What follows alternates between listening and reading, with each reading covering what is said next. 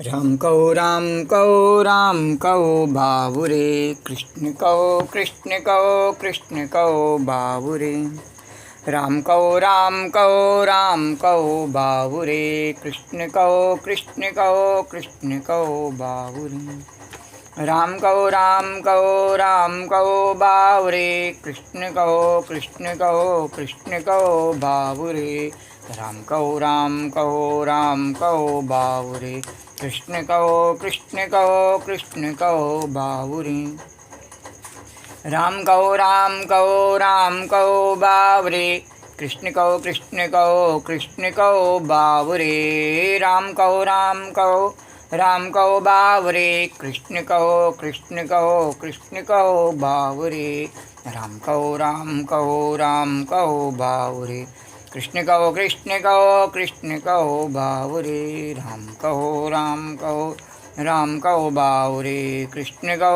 बाबुरे कृष्ण कहो बाबुरे राम कहो बाबुरे कृष्ण कहो बाबुरे राम कहो बाबुरे कृष्ण कहो बाबुरे राम कहो बाबुरे कृष्ण कहो बाबुरे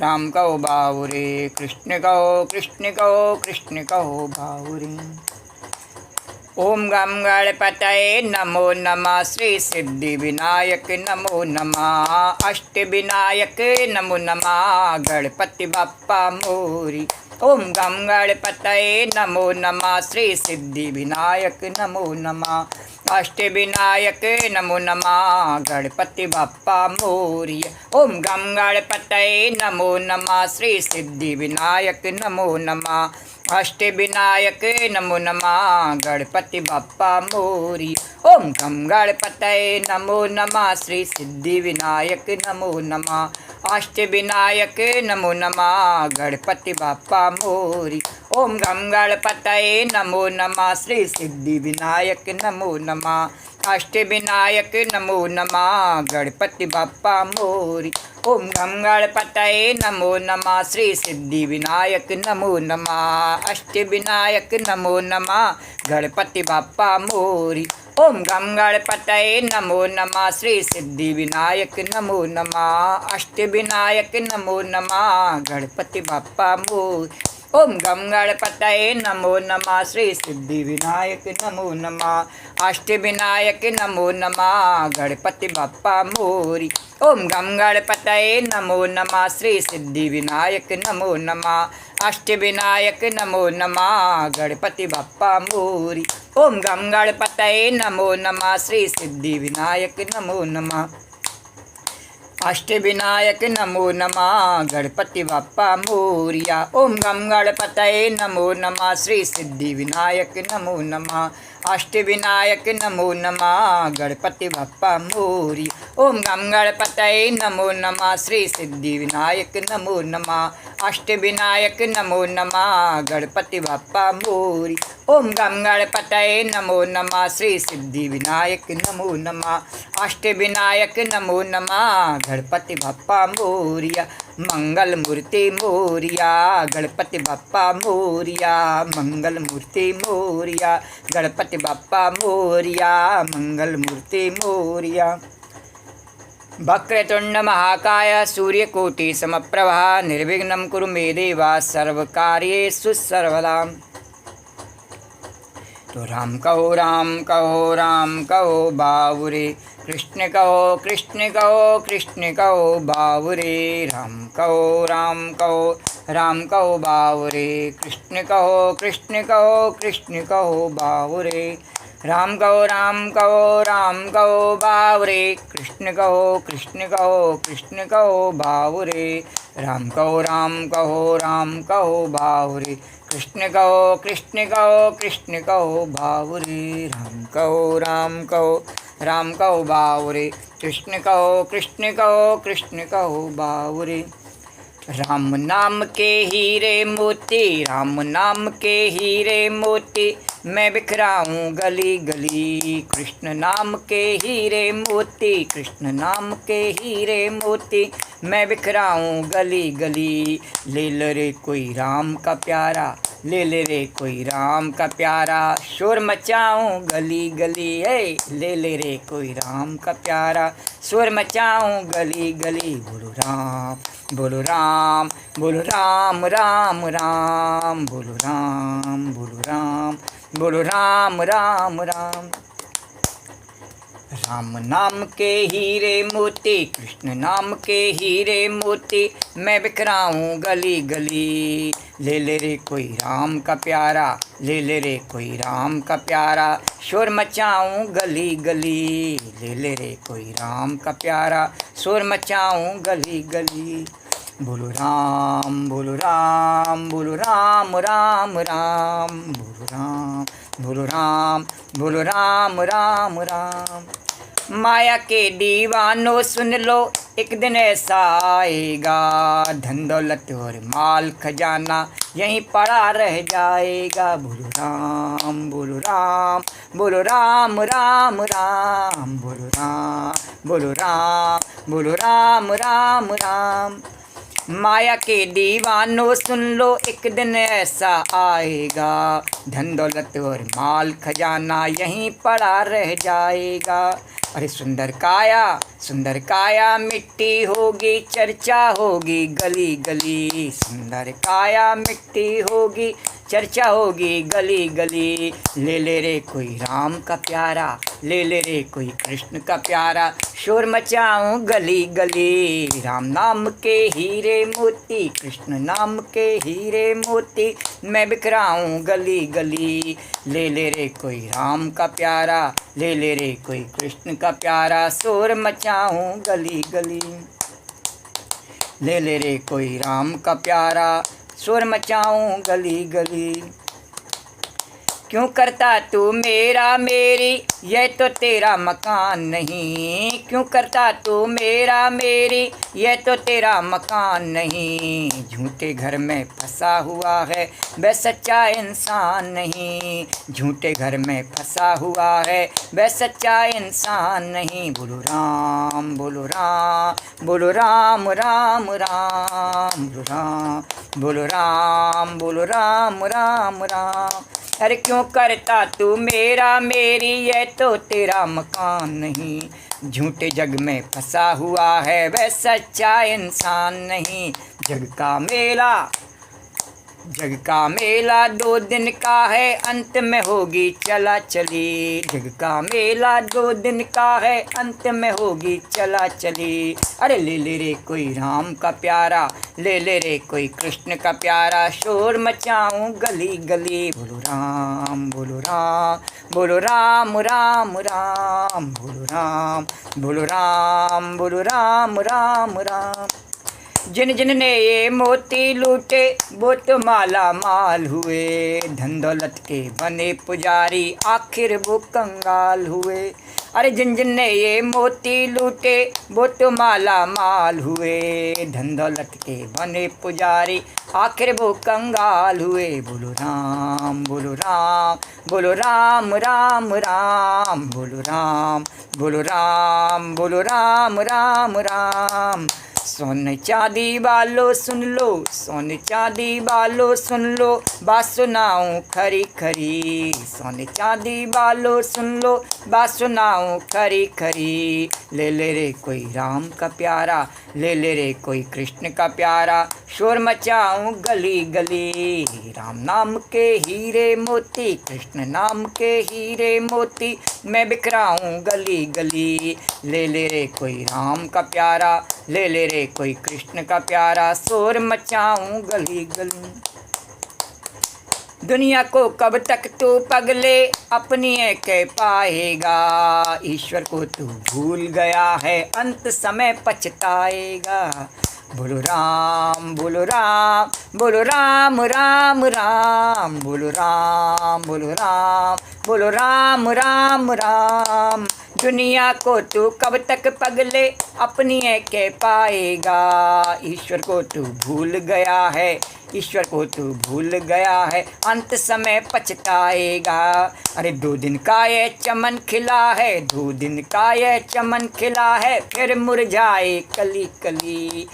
2 दिन का ये चमन खिला है, फिर मुरझाए कली कली। ले ले रे कोई राम का प्यारा, ले ले रे कोई कृष्ण का प्यारा, शोर मचाऊं गली गली। राम नाम के, कृष्ण नाम के, राम नाम के हीरे मोती, कृष्ण नाम के हीरे मोती, मैं बिखराऊं गली गली। ले ले रे कोई राम का प्यारा, ले ले रे कोई राम का प्यारा, शोर मचाऊं गली गली। बोलो राम, बोलो राम, बोलो राम राम राम, बोलो राम, बोलो राम, बोलो राम राम राम। तो राम कहो राम कहो, राम कहो बावरे, कृष्ण कहो कृष्ण कहो, कृष्ण कहो बावरे। राम कहो राम कहो, राम कहो बावरे, कृष्ण कहो कृष्ण कहो, कृष्ण कहो बावरे।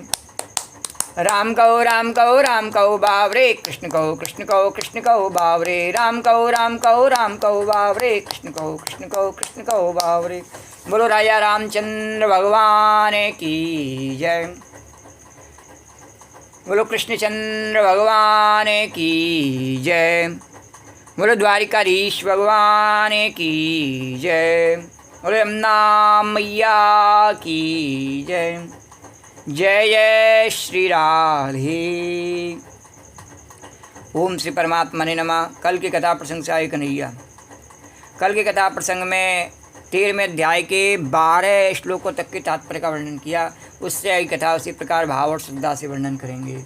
श्री राधे गोविंद, श्री राधे गोविंद, भज मन श्री राधे, श्री राधे गोविंद, श्री राधे गोविंद, भज मन श्री राधे, श्री राधे गोविंद, श्री राधे गोविंद, भज मन श्री राधे, श्री राधे गोविंद, श्री राधे गोविंद, भज मन श्री राधे। श्री राधे जय जय राधे, जय राधे जय श्री राधे, श्री राधे जय जय राधे, जय राधे जय श्री राधे। श्री राधे गोविंद, श्री राधे गोविंद, भज मन श्री राधे। ज्ञेयं यत् प्रवक्ष्यामि यज्ञात्वामृतमश्नुते, अनादे मत्परं ब्रह्म न सत्त्वा न सदुच्यते। ज्ञेयं यत् प्रवक्ष्यामि यज्ञात्वामृतमश्नुते, अनादि मत्परं ब्रह्म न सत्तनाम सदुच्यते। भगवान ने कहा अर्जुन, अब मैं तुम्हें ज्ञेय के विषय में बतलाऊंगा जिसे जानकर तुम नित्य ब्रह्म का आस्वादन कर सकोगे। ये ज्ञेय क्या है? जिसे जानना चाहिए, जो जाना गया है वो नहीं। जिसे जानना जरूरी है वह ज्ञेय है, जिसे जानने के बाद कुछ जानना जरूरी नहीं रहता है वह ज्ञेय है। तो अब मैं तुम्हें ज्ञेय क्या है के विषय में बतलाऊंगा जिसे जानकर और फिर उसे जानने के बाद कुछ जानना शेष नहीं रहता है, तो तुम नित्य ब्रह्म का आस्वादन कर सकोगे, अर्थात उस आनंद में डूब सकोगे। यह ब्रह्म या आत्मा जो अनादि है और मेरे अधीन है, इस भौतिक जगत के कार्य कारण से परे स्थित है। भगवान ने कहा ये जीव आत्मा जो है नहीं, वह मेरे अधीन है और मेरी तरह ही संसार के जगत के कार्य कारण से परे है, उसका कोई लेना देना नहीं। तात्पर्य भगवान ने क्षेत्र तथा क्षेत्रज्ञ की व्याख्या की। इस शरीर को क्षेत्र बताया और जो इसको शरीर को नियंता है उसको क्षेत्रज्ञ बतलाया। तो भगवान ने क्षेत्र तथा क्षेत्रज्ञ की व्याख्या की। उन्होंने क्षेत्रज्ञ को जानने की विधि की भी व्याख्या की और किस प्रकार से क्षेत्रज्ञ को जाना जा सकता है। उसके सब प्रकार भगवान ने अभी बताए। तो अब वे ज्ञेय के विषय में बता रहे हैं। भगवान ने पहले 19 प्रकार के कल की कथा प्रसंग में जो सद्गुण बताए वो भगवान को प्राप्त करने के जो है तरीके हैं, और उनमें सबसे प्रमुख बताया कि अगर भक्ति नहीं हो तो वो 1900 बेकार हैं। तो इस प्रकार से भगवान ने जो 19 बताए, जो सद्गुण के तत्व बताए 19, वो बताए विनम्रता, दम्भहीनता, अहिंसा, सहिष्णुता, सरलता, प्रामाणिक गुरु के पास जाना, पवित्रता, स्थिरता, आत्मसंयम, इंद्रिय तृप्ति के विषयों का परित्याग, अहंकार का अभाव, जन्म मृत्यु वृद्धावस्था तथा रोग के दोषों की अनुभूति और वैराग्य, संतान, स्त्री, घर तथा अन्य वस्तुओं की ममता से मुक्ति, अच्छी तथा बुरी घटनाओं के प्रति समभाव, मेरे प्रति निरंतर अनन्य भक्ति, एकांत स्थान में रहने की इच्छा, जन समूह में बिलगाव, आत्म साक्षात्कार की महत्ता को स्वीकार करना तथा परम सत्य की दार्शनिक खोज, इन सबको ज्ञान घोषित किया भगवान ने। तो इन सब तत्वों को भगवान ने जो है वो भक्ति में सबसे सरलता से प्राप्त करने को भक्ति को, और ये सब उसके सहयोगी तत्व बताए भगवान ने 19 कि इन सहयोगी तत्वों से भक्ति में निखार आता है और धीरे धीरे उसमें सदाचार और सद्गुण से परिपक्वता आ जाती है, भक्ति में दृढ़ता आ जाती है। किंतु भक्ति को हटा करके और इन सद्गुणों की कोई प्रशंसा नहीं की भगवान ने। अगर उसमें व्यक्ति में भगवान के प्रति भक्ति नहीं हो तो बाकी के सद्गुण रहे हमें कोई काम के नहीं है। तो भगवान की भक्ति हो तो ये सब सद्गुण उसके सहयोग के लिए हैं और उसमें अच्छे लगते हैं। बोले द्वारकाधीश भगवान की है, तो उसकी सुंदरता जो है वो भक्ति से है।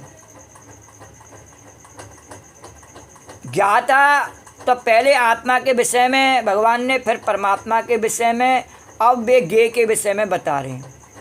तो ज्ञाता अर्थात आत्मा तथा परमात्मा दोनों ही के ज्ञान से मनुष्य जीवन अमृत का आस्वादन कर सकता है।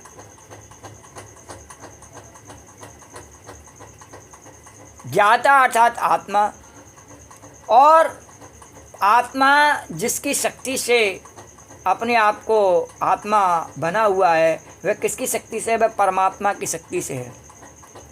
तो वह परमात्मा का दास है या दासी है, वो गोपी है और परमात्मा द्वारकाधीश है। तो दोनों के ज्ञान से मनुष्य जीवन अमृत का आस्वादन कर सकता है। और जब दोनों का ज्ञान हो जाए तभी तो प्रेम होता है। जाने बिन न हो प्रतीति बिन प्रतीत हो। जब जान ले कि प्रभु मेरा मालिक है और मैं भगवान की गोपी हूँ, तो उसका प्रेम अपने आप उसमें है ही है, बनाने की ज़रूरत नहीं है। उसका प्रेम संबंध है ही है बना हुआ गोपी का द्वारका, इसको कोई बनाया नहीं है। भगवान ने अपने आप ही पहले से ही उस प्रेम को प्रकट किया है। तो जैसा कि द्वितीय अध्याय में कहा गया कि जीव नित्य है, और इसकी भी यहाँ पुष्टि हुई है। जीव के उत्पन्न होने की कोई निश्चित तिथि नहीं है, जीव भी अनादि है, और न ही कोई परमेश्वर से जीवात्मा के प्राकट्य का इतिहास बता सकता है कि कोई अलग से भगवान से प्रकट हुआ हो किसी समय जीव, ऐसा नहीं है। माया किसी समय अलग से प्रकट हुई हो, ऐसा नहीं है। भगवान का स्वरूप है ही है, एक जीव है, कल ही बताया, एक जीव है, एक माया है और एक परमात्मा। उन दो रूपों में, तीनों रूपों में भक्त है। अतएव वह अनादि है। इसकी पुष्टि वैदिक साहित्य में होती है। न जायते म्रियते वा विपश्चित, कठोपनिषद में कहा कि शरीर का ज्ञाता न तो कभी उत्पन्न होता है और न मरता है, वह ज्ञान से पूर्ण होता है। जैसे परमात्मा कभी उत्पन्न नहीं होता और न मरता है, ऐसे ही जीवात्मा भी कभी उत्पन्न नहीं होता, कभी मरता नहीं। तो वैदिक साहित्य में श्वेताश्वर उपनिषद में भी परमेश्वर को परमात्मा के रूप में प्रधान क्षेत्रज्ञ पतिर गुणेशा, क्या कहा? प्रधान क्षेत्रज्ञ पतिर गुणेशा, शरीर का मुख्य ज्ञाता तथा प्रकृति के गुणों का स्वामी कहा गया। इसलिए उसे गुणेश कहा गया भगवान को। तो प्रकृति के गुणों का स्वामी, यानी प्रकृति में जो तीन गुण हैं, सत्व, रज और तम, ये तीनों के हम जीव अधीन रहते हैं और परमात्मा उसका स्वामी है। पर परमात्मा की शक्ति से जीव भी उसकी अधीनता छोड़ सकता है। तो स्मृति और स्वतंत्र हो सकता है, और स्वतंत्र होकर के और ये राम राम का झंडा फहरा सकता है। स्वतंत्र हो सकता है और भगवान की कृपा से और राम नाम का झंडा फहरा सकता है। विजयी विश्व तिरंगा प्यारा, झंडा ऊंचा रहे हमारा। विजयी विश्व तिरंगा प्यारा, झंडा ऊंचा। तो ये तिरंगा क्या है बताया नहीं, 3 रंग इसमें, द्वारकाधीश की जय, जमुना मैया की जय, जय जय श्री राधे। तो ये तिरंगा राम राम सत्य की इसमें जो है नहीं डंडी लगी हुई है। ये 3 रंगों की इसमें झंडी लगी हुई है झंडे में, और राम राम सत्य की डंडी लगी हुई है।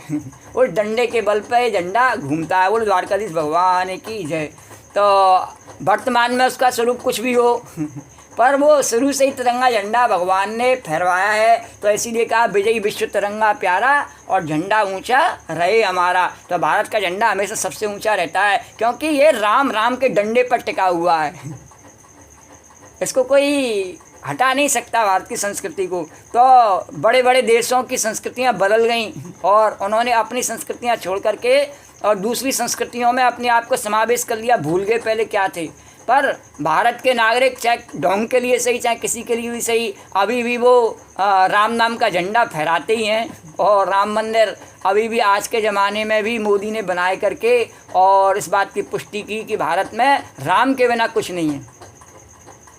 और किसी देश में है तो कहीं भी नहीं राम के बिना, सब दुनिया राम की है। पर और लोग भले ही राम के बिना अपने आप को स्वतंत्र मानते हों, पर भारत के लोग बिना राम नाम गाए अपने आप की स्वतंत्रता महसूस नहीं करते। वो जब मस्ती से राम नाम गाते हैं, सब जगह हर जगह बैठ करके खा रहे हों, पी रहे हों, सो रहे हों, चल रहे हों, सब समय राम राम गाते हैं, तो उनकी स्वतंत्रता को कोई हटा ही नहीं सकता। बोलो द्वारकाधीश भगवान की, जमुना मैया की जय, जय श्री राधे, भारत माता की जय, वंदे मातरम। तो स्मृति वचन है, दास भूतो हरिरेवा नान्य शैव कदाचना।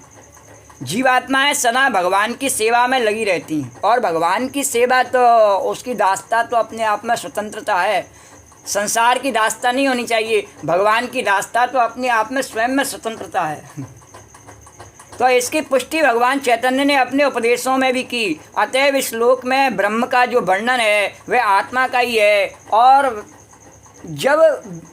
वह ब्रह्म शब्द जीवात्मा के लिए व्यवहृत होता है। तो यह समझना चाहिए कि वह आनंद ब्रह्म न होकर विज्ञान ब्रह्म है। जीवात्मा के लिए जब कई जगह ब्रह्म शब्द का उपयोग किया नहीं, तो वह विज्ञान ब्रह्म है, यानी उसमें सत्य और चित्त 2 स्पष्ट दिखाई देते हैं। सब जीवों में है ये बात, सत्य का पालन सब कर सकते हैं और चित्त भी सब लगा सकते हैं, मन जो है भगवान में लगा सकते हैं, पर सब आनंद और लगा करके स्वयं में आनंद को अनुभव भी कर सकते हैं, पर उस आनंद का वितरण नहीं कर सकते वे। आनंद को देने वाले, आनंद का आनंद स्वरूप भगवान स्वयं है। तो इसलिए परमात्मा को आनंद ब्रह्म कहा, और वहाँ तक पहुँचने की विधि जीव भी कर सकता है, तो जीव को विज्ञान ब्रह्म कहा। सर्वत पाणिपादम सर्वतो शिशिरो मुखम और सर्वश्रुते माल्लोके सर्वम आवृत्य तिष्ठति। सर्वत पाणिपादम तत्सर्वतो शिशिरो मुखम और सर्वश्रुते माल्लोके और सर्वम आवृत्य तिष्ठति। उनके हाथ, पाँव, आँखें, सिर तथा मुंह तथा उनके कान सर्वत्र हैं। भगवान के जो ब्रह्म के जो सब अवयव हैं वे सब तरफ हैं। उनके हाथ, पाँव, आँखें हम देखते हैं सृष्टि में, ये जितने भी सब सृष्टि में स्वरूप हैं सब भगवान के हैं, सब हाथ पैर भगवान के ही हैं, और आँखें, सिर, मुंह कितने प्रकार के भगवान ने बना रखे हैं। इस प्रकार परमात्मा सभी वस्तुओं में व्याप्त होकर अवस्थित हैं। जैसे कपड़े में सब जगह सूत बना हुआ ना, ऐसे ही भगवान सब संसार में बना हुआ है। पर जैसे जब वो कपड़ा बन जाता है तो सूत नहीं बनकर बना दिखता है, कपड़े के रूप में ही दिखता है वे हमें। और सूत भी कैसे बनता है? कपास से बनता है, और कपास जब होता है तो उसमें सूत होता है, पर हमें उस समय दिखाई नहीं देता है। ऐसे ही धरती में बीज होता है, पर जब तक वो पौधा बन के, वृक्ष बन के निकल नहीं, तब तक हमें उसका पता नहीं होता है। तो भगवान इसी प्रकार से सर्व सृष्टि में व्यापक है और उसकी व्यापकता के कारण ये सब सृष्टि उत्पन्न भी होती है, उसका पालन भी होता है और फिर लय भी हो जाती है। किस कारण से? भगवान की शक्ति के कारण से। और जिसकी शक्ति से सब हो रहा है तो वह परमात्मा सब में व्यापक है, तभी हो रहा है। उसको हम बहुत छोटा करके मानते हैं, लेकिन मानने के लिए, भक्ति के लिए हम उसका कोई भी छोटा स्वरूप मान सकते हैं, लेकिन वह छोटा नहीं, परमात्मा सबसे बड़ा, सबसे महान है। तो परमात्मा सभी वस्तुओं में व्याप्त होकर अवस्थित है। तात्पर्य, जिस प्रकार सूर्य अपनी अनंत रश्मियों को विकीर्ण करके स्थित है, उसकी जो किरणें हैं नहीं, उन्हें फैलाता है। जैसे अभी भगवान के बारे में बताया नहीं, आनंद बांटता है भगवान, तो सूर्य भगवान उन सबको फैला देते हैं, चारों तरफ विकीर्ण कर देते हैं, तेज़ी से फैलाते हैं। इतनी तेज़ी से फैलाते हैं कि अगर धरती पर ये कोट नहीं हो, नहीं वायुमंडल का, जिसको ओजोन परत कहते हैं, ये नहीं हो नहीं, तो ये पूरी धरती भी आग का गोला बन के जल जावे। ये धरती के ऊपर एक जैसे गर्भ के ऊपर जेर से ढका रहता है नहीं, ऐसे ये हमारी धरती माता वायुमंडल से ढकी हुई है। और जो सूर्य और चंद्रमा का जो प्रकाश आता है, वायुमंडल को भेद करके आता है, सीधा सीधा नहीं आता। सीधा सीधा यदि आवे नहीं तो सूर्य के प्रकाश से, अग्नि से ये पृथ्वी जल जावे और चंद्रमा की शीतलता से सब बर्फ़ के पहाड़ बन जावे। बोलो द्वारकाधीश भगवान की, सीधा सीधा आता नहीं है धरती माता। और इसमें भगवान का जो, लेकिन भगवान का जो वितरण करना है वो इतनी तेज़ी से करते हैं कि रुकते नहीं बिल्कुल भी भगवान, तो सबके लिए तेज़ी से करते ही रहते हैं हमेशा, 24 घंटे। तो जिस प्रकार सूर्य अपनी अनंत रश्मियों को विकीर्ण करके स्थित है और फिर उसमें कोई कमी नहीं आती है, सबसे बड़ी बात यह, उसमें कोई सूर्य में कमी आती है नहीं, भगवान में कोई कमी नहीं आती, और हमेशा उस प्रकाश को बांटते रहते हैं, तेज को बांटते रहते हैं। उसी प्रकार परमात्मा या भगवान भी हैं। उनसे कितने जीव पैदा होते हैं, करोड़ों अरबों खरबों, पता नहीं कितने हैं, कोई गिनती नहीं, अनंत। अभी कल बताया नहीं, अनंत उनका नाम क्या है भगवान का, जीव का अनंत, अनंत भगवान तो अनंत हैं। तो वो प्रकट होते रहते हैं, तो वे अपने सर्वव्यापी रूप में स्थित रहते हैं। और इसमें आदि शिक्षक ब्रह्मा से लेकर छोटी सी चींटी तक के सारे जीव स्थित हैं। सब जीव उसमें भगवान के स्वरूप में स्थित हैं। उनके अनंत सिर हैं, हाथ हैं, पाँव हैं तथा नेत्र अनंत हैं, और इसीलिए अनंत जीव हैं। शेषनाग के कितने कहे जाते हैं? सहस्त्र फण कहे जाते हैं। सहस्त्र तो कहने के लिए अनंत जीव हैं। तो ये सभी परमात्मा में ही स्थित हैं। अतः परमात्मा सर्वव्यापक है, लेकिन आत्मा यह नहीं कह सकता है कि उसके हाथ, पाँव तथा नेत्र चारों दिशाओं में, पर जीवात्मा में वह शक्ति नहीं है। जीवात्मा में सब तरफ की शक्ति नहीं, केवल अपने लिए ही उसके सब तरफ व्यापकता है। अपने शरीर में उसकी आत्मा की व्यापकता अपने शरीर तक है। जीवात्मा की व्यापकता कहाँ तक है? अपने शरीर तक है। दूसरे के शरीर में नहीं उसकी व्यापकता, या दूसरी दीवार में उसकी व्यापकता नहीं है, जड़ में। तो यह संभव नहीं है कि यदि वह अज्ञान के कारण सोचता है कि उससे उसका ज्ञान नहीं है कि उसके हाथ तथा पैर चारों से प्रसारित हैं, और कोई यदि ब्रह्म का ध्यान करके बैठे और फिर कहे मैं ब्रह्म हो गया, इसका अर्थ ये हो गया कि मैं सब तरफ, मेरे हाथ पैर हैं, सब तरफ मैं देख सकता हूँ, सब तरफ सुन सकता हूँ, सब तरफ जो चाहे कर सकता हूँ, तो ऐसा वो ब्रह्म नहीं हो सकता है कभी भी, कितनी भी तपस्या से। किंतु समुचित ज्ञान होने पर वह ऐसी स्थिति में आ जाएगा, तो उसका ऐसा सोचना उल्टा है।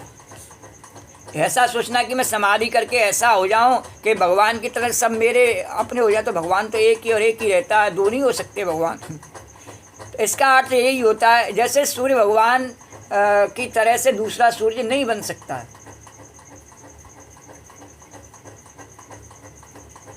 इसका अर्थ यही होता है कि प्रकृति द्वारा बद्ध होने के कारण आत्मा परम नहीं है। परमात्मा आत्मा से भिन्न है, और परमात्मा सब जगह व्यापक है। अगर सब जगह व्यापक न हो तो वह सबका न्याय करता कैसे हो गए? सबका फलदाता हो कैसे हो गए? सबका कल्याण करने वाला, मंगल करने वाला कैसे हो गए? लेकिन प्रभु सबके लिए मंगलदाता है, सबका फल देने वाला है, सबका न्यायकारी है, इसलिए वह सर्वव्यापक है, कोई उससे बचा नहीं है। तो परमात्मा अपना हाथ असीम दूरी तक फैला सकता है, पर जीवात्मा कितनी भी समाधि लगा ले, कितना भी ज्ञान कर ले, वह अपना हाथ नहीं बढ़ा सकता है। किंतु आत्मा ऐसा नहीं कर सकता। तो तो भगवत गीता में भगवान कहते हैं यदि कोई उन्हें पत्र पुष्प या जल अर्पित करता है तो वे उसे स्वीकार करते हैं। यदि कैसे स्वीकार करते हैं, ऐसे ही स्वीकार कर लेते हैं। ये सब हाथ भगवान के किसी न किसी हाथ से भगवान ले ही लेते हैं और दे भी रहे हैं, किसी न किसी हाथ से दे रहे हैं। पर हम क्या है, हम उस व्यक्ति का हाथ देखते हैं, उसका हाथ देखते ही नहीं है प्रभु का, कि वास्तव में उसी का हाथ दे रहा है, उसी का ले रहा है। और इस लीला को भगवान ने गोवर्धन पूजा में बार बार इसको व्यक्त करने में आनंद आता है कि इस लीला को भगवान ने करके दिखाया। ऐसी कोई लीला नहीं जो भगवान ने ब्रह्म की लीला अपने मनुष्य शरीर से करके नहीं दिखाई। जैसे मानव शरीर कहते हैं नहीं ब्रह्म से, लेकिन उन्होंने ब्रह्म की लीलाएं की सब। क्या कि वो स्वयं ही तो खिला रहे हैं, गोवर्धन पर्वत पर भी उनका ही रूप प्रकट हुआ और स्वयं ही खा रहे हैं। जिस हाथ से अपुन ही खिला रहे हैं और अपुन ही खा। और ऐसे ही भगवान युद्ध में भी कह रहे हैं कि ये सब मेरे ही स्वरूप हैं। पहले कह रहे हैं सब जीव मेरे स्वरूप, और फिर कह रहे हैं मेरे द्वारा मरे हुए हैं। पहले से ही, तेरे को नहीं मानने, मेरे द्वारा मरे हुए हैं पहले से ही।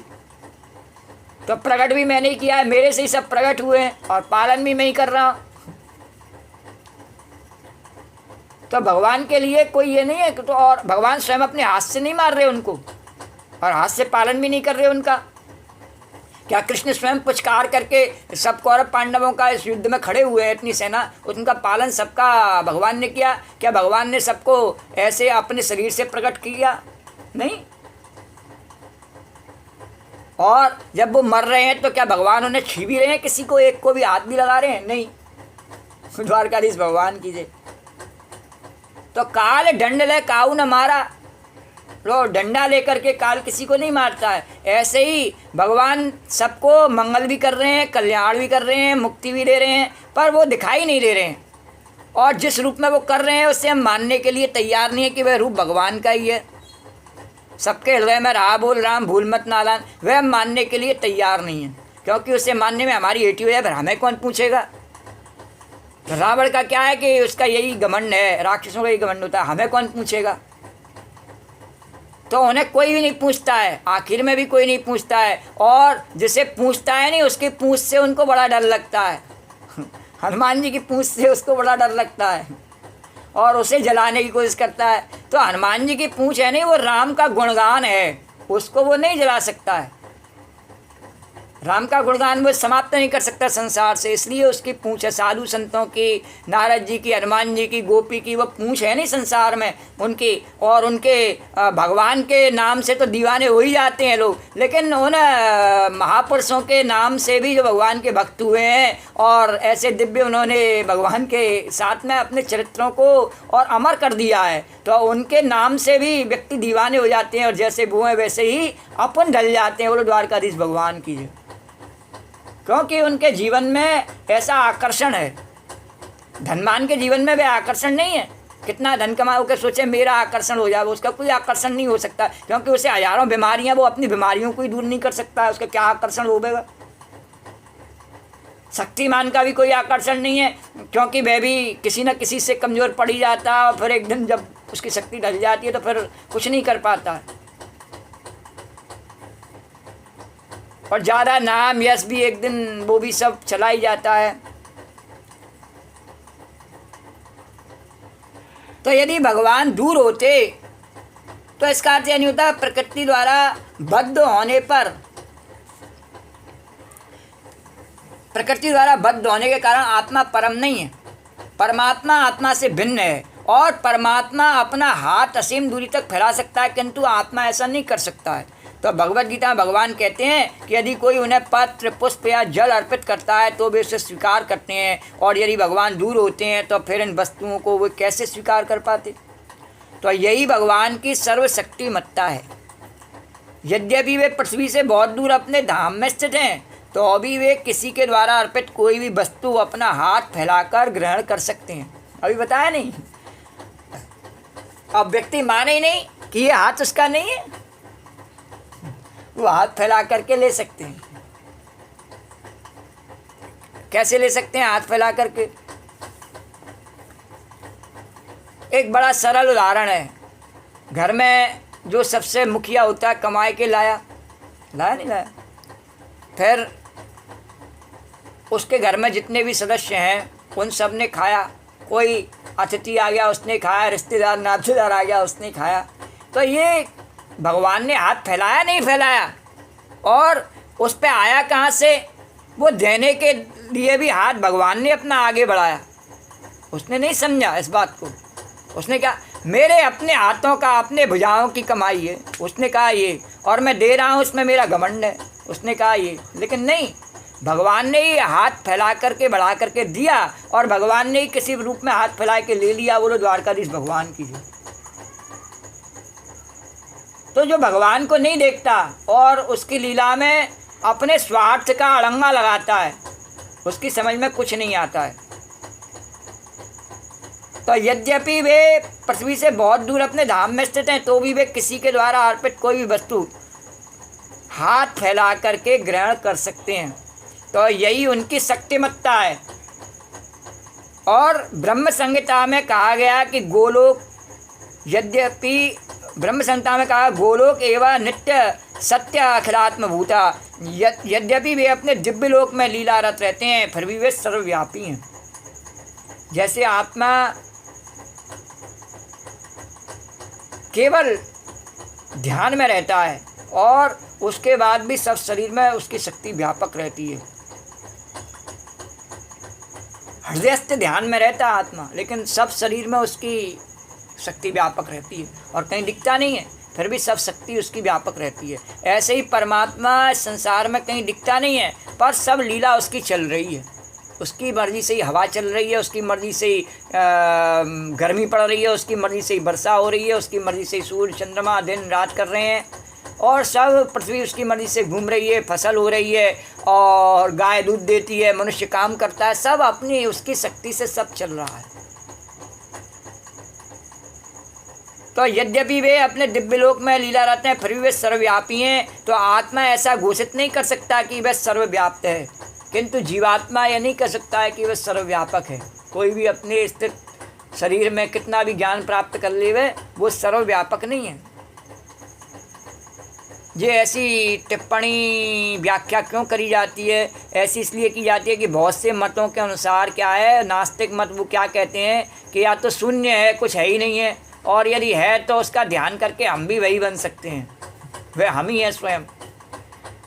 नहीं, अगर स्वयं हों तो कितने सारे भगवान हो जाए फिर तो अतएव इस श्लोक में आत्मा जीव नहीं अपितु परमात्मा या भगवान का वर्णन हुआ है।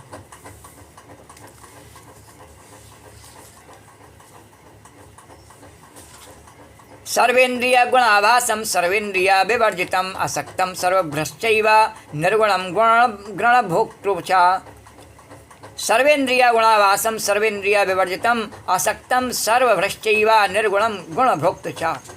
भगवान ने कहा अर्जुन, परमात्मा समस्त इंद्रियों के मूल स्रोत हैं, फिर भी वे इंद्रियों से रहित हैं। वे समस्त जीवों के पालन करता होकर भी अनासक्त हैं। वे प्रकृति के गुणों से परे हैं, फिर भी भौतिक प्रकृति के समस्त गुणों के स्वामी हैं। तात्पर्य, यद्यपि परमेश्वर समस्त जीवों की समस्त इंद्रियों के स्रोत हैं, ये जितनी भी इंद्रियां हैं जिसके सारे पे सब अंग तेरे करते हैं, दिन रात काम, आंखें दिखाती हैं अपना पराया, कानों से सुनता जहान, भूल मत नादान, है ना।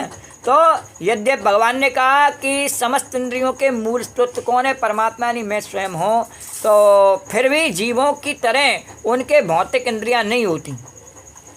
पर भगवान की इंद्रियां भौतिक नहीं है, रसमय इंद्रियां हैं।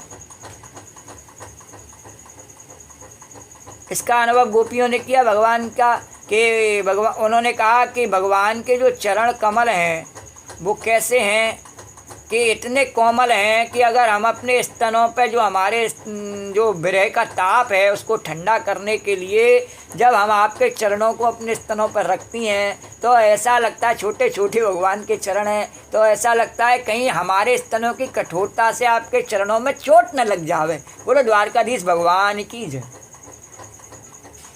तो भगवान ऐसे रसमय हैं भगवान, लेकिन बद्ध जीव में वे भौतिक तत्वों से आच्छादित रहती हैं।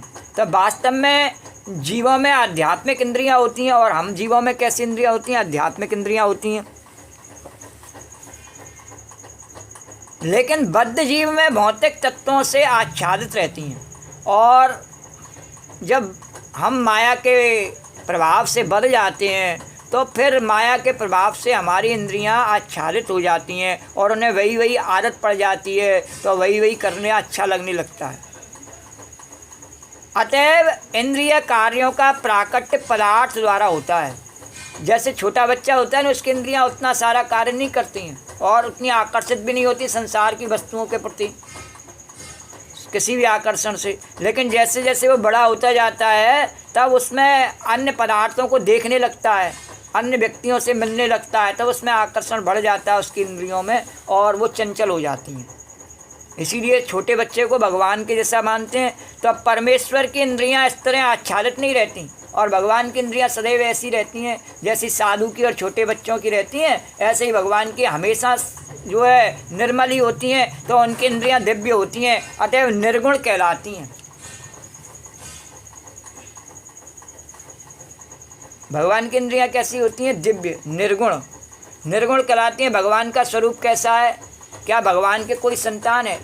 भगवान लक्ष्मी नारायण अपने जो है वैकुंठ में हैं, उनके कोई संतान नहीं, सब संसार ही उनकी संतान है, वो निर्गुण है। जय जय नारायण नारायण हरि हरि, श्रीमन नारायण नारायण हरि हरि, भजमन नारायण नारायण हरि हरि, तुलसी नारायण नारायण हरि हरि, श्रीमन नारायण नारायण हरि हरि, भजमन नारायण नारायण हरि, तुलसी नारायण नारायण हरि हरि। तेरी लीला भगवन न्यारी न्यारी हरि हरि, तेरी महिमा है प्रभु न्यारी न्यारी हरि हरि। जय जय नारायण नारायण हरि हरि, जय जय नारायण नारायण हरि हरि, श्रीमन नारायण नारायण हरि हरि, भजमन नारायण नारायण हरि, सत्यनारायण नारायण हरि हरि, लक्ष्मी नारायण नारायण हरि हरि, सत्यनारायण नारायण हरि हरि, लक्ष्मी नारायण नारायण। हरि ओम नमो नारायण, हरि ओम नमो नारायण, हरि ओम नमो नारायण, हरि ओम नमो नारायण, हरि ओम नमो नारायण, हरि ओम नमो नारायण, हरि ओम नमो नारायण, हरि ओम नमो नारायण, हरि ओम नमो नारायण। जय जय नारायण नारायण हरि हरि, भजमन नारायण नारायण हरि हरि, श्रीमन नारायण नारायण हरि हरि, लक्ष्मी नारायण नारायण हरि। अरे लक्ष्मी नारायण नारायण नारायण, लक्ष्मी नारायण नारायण नारायण, भजमन नारायण नारायण नारायण, भजमन नारायण नारायण नारायण, सत्यनारायण नारायण नारायण, सत्यनारायण नारायण नारायण, लक्ष्मी नारायण नारायण। तो भगवान की जो परमेश्वर की जो निर्गुण कहलाती हैं इंद्रियां, उनकी इंद्रियां कैसी हैं? निर्गुण, उनमें कोई गुण के अधीन नहीं है कि सत्वगुण रजोगुण तमोगुण का उनमें आवेश आ जावे। नहीं, भगवान सबको उनका आवेश प्रदान करते हैं पर उनमें कोई आवेश नहीं आता भगवान में। जब समुद्र मंथन के समय पर और लक्ष्मी जी ने और अपने स्वयंवर के लिए वरमाला लेकर के और परीक्षण करना चाहा कि इनमें सब में कोई न कोई, किसी में गुण है और किसी में दोष है, जिसमें न कोई गुण है न कोई दोष है ऐसे तो परमात्मा ही है। तो लक्ष्मी जी ने कहा मेरे लिए तो यही वर अभिष्ट हैं, यही चाहिए मुझे, द्वारकाधीश भगवान की। तो गुण का अर्थ है भौतिक गुण, लेकिन उनकी इंद्रियां भौतिक आवरण से रहित होती हैं। तो ये समझ लेना चाहिए कि उनकी इंद्रियां हमारी जैसी नहीं होती। और भगवान का जो दास है उसकी इंद्रियां भी ऐसी सामान्य मनुष्य जैसी नहीं होती। तो यद्यपि वे हमारे समस्त इंद्रिय कार्यों के स्रोत हैं, लेकिन उनकी इंद्रियां दिव्य होती हैं, जो कलमश रहित होती हैं, उनमें कोई विकार नहीं आता है। तो इसकी बड़ी ही सुंदर व्याख्या श्वेताश्वर उपनिषद में अपाण पादो जवनो गृहीता श्लोक में हुई है। तो भगवान के हाथ भौतिक कलमशों से ग्रस्त नहीं होते, अतएव उन्हें जो कुछ अर्पित किया जाता है उसे वे अपने हाथों से ग्रहण करते हैं। वो द्वारकाधीश भगवान की जय। बद्ध जीव तथा परमात्मा में यही अंतर है, उनके भौतिक नेत्र नहीं होते, फिर भी उनके नेत्र होते हैं, सबके नेत्रों से देखते रहते हैं।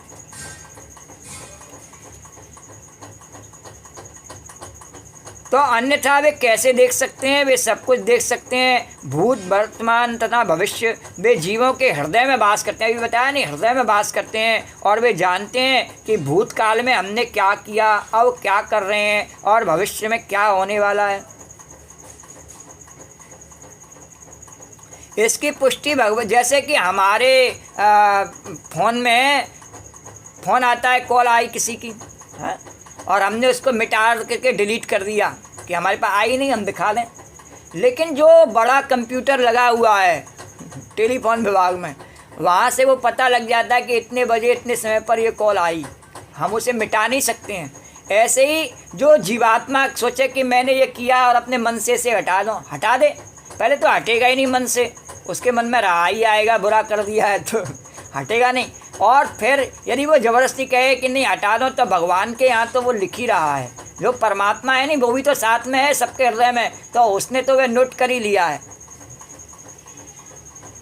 जैसे बिजली के मीटर में जो यूनिट दिखाई दे रही है नहीं, कोई कहे इतनी नहीं जली और तो उसमें गड़बड़ झाला करे तो वहाँ भी पूरी यूनिट आ रही है उसकी। और द्वारकाधीश भगवान की है। तो ऐसे भगवान में है जो नए उपकरण, उस दिन बताया नहीं, उपकरण सब जो है हमारे वैदिक ज्ञान के आधार पर ही बनाए गए हैं। तो जीवों के हृदय में भगवान वास करते हैं, और वे जानते हैं कि भूतकाल में हमने क्या किया, अब क्या कर रहे हैं, और भविष्य में क्या होने वाला है। इसकी पुष्टि भगवत गीता में हुई है। वे सब कुछ जानते हैं, किंतु उन्हें कोई नहीं जानता। कहा जाता है कि परमेश्वर के हमारे जैसे पाँव नहीं हैं, लेकिन वे आकाश में विचरण कर सकते हैं। ये बादल क्या है? भगवान के पाँव ही हैं, भगवान के।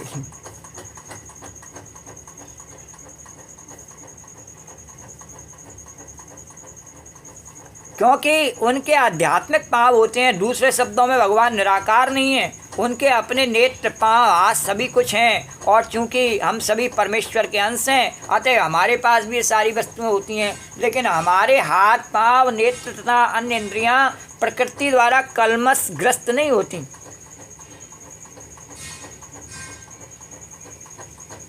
लेकिन भगवान की जो हाथ पाँव हैं हमारे कलमशग्रस्त होते हैं, भगवान के प्रकृति द्वारा कलमशग्रस्त नहीं होते, क्योंकि प्रकृति का प्रभाव, उसके गुणों का प्रभाव भगवान पर नहीं पड़ता।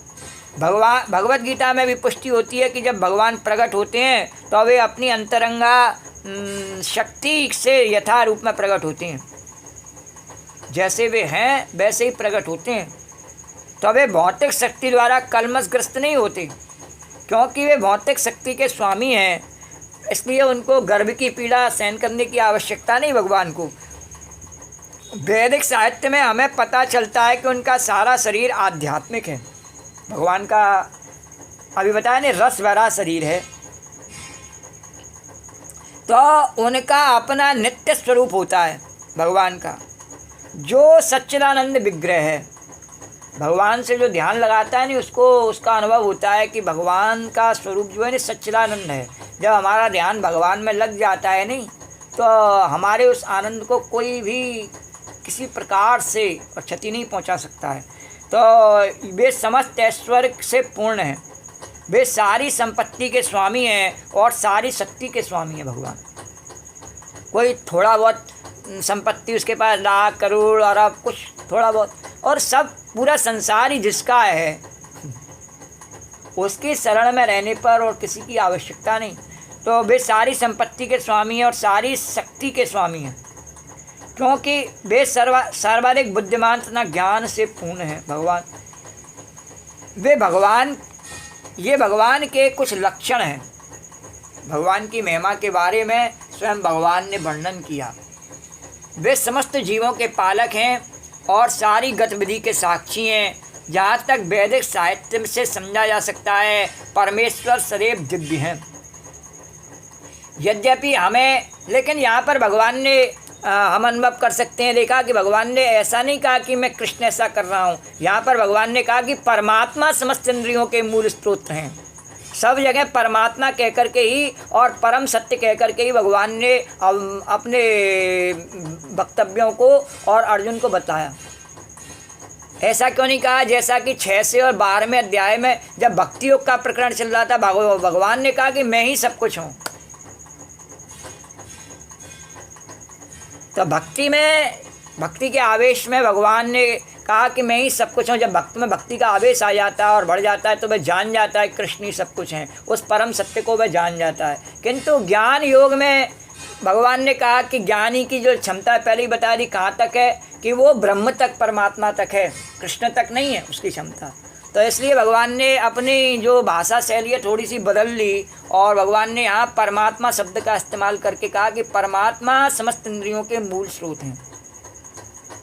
तो भगवान ने कहा वे समस्त जीवों के पालक हैं और सारी गतिविधियों के साक्षी हैं। जहाँ तक वैदिक साहित्य में समझा जा सकता है, परमेश्वर सदैव दिव्य हैं। यद्यपि हमें उनके हाथ, पाँव, सिर, मुख नहीं दिखते, लेकिन वे होते हैं। और जब हम दिव्य पद तक ऊपर उठ जाते हैं तो हमें भगवान के स्वरूप के दर्शन होते हैं। कलमशग्रस्त इंद्रियों के कारण हम उनके स्वरूप को नहीं देख पाते। कलमशग्रस्त स्त्री हम व्यवहार में भी समझ सकते हैं। ये भीतर के कलमश को हटाने की बात तो बात की बात है कि जब तक बाहर का कलमश नहीं हटा लें, मैं सवेरे इस शरीर को स्वच्छ साफ नहीं कर लें, मैं बढ़िया कपड़े, तो भगवान के मंदिर में जाने का मन ही नहीं करेगा। कलमशग्रस्त इंद्रियों से भगवान की सेवा में जाने का मन ही नहीं करेगा। कलमशग्रस्त इंद्रियों से भीतर के हटाने की बात तो बात की बात है, पहले बाहर के हटाने की बात है। और यदि 10 बजे तक सो के उठें तो अब फिर हमारा मन अपने आप ही नहीं करेगा। पहले उस नियम को, बाहर के को हम अगर नहीं निभाते हैं तो भीतर से तो स्वच्छता करना हमारे को इतना आसान नहीं है।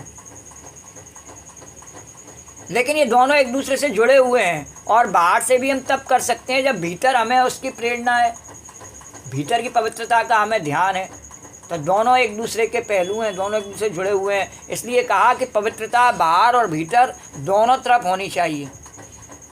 तो कलमशग्रस्त इंद्रियों के कारण हम उनके स्वरूप को नहीं देख पाते। हमारी इंद्रियां बाहर से भी गंदी हैं, भीतर से भी गंदी हैं, है नहीं। सच्चाई को भगवान के आगे स्वीकार करना चाहिए कि प्रभु मेरी इंद्रियां तो ऐसी हैं नहीं कि मैं आपके दर्शन करने के लायक हूँ।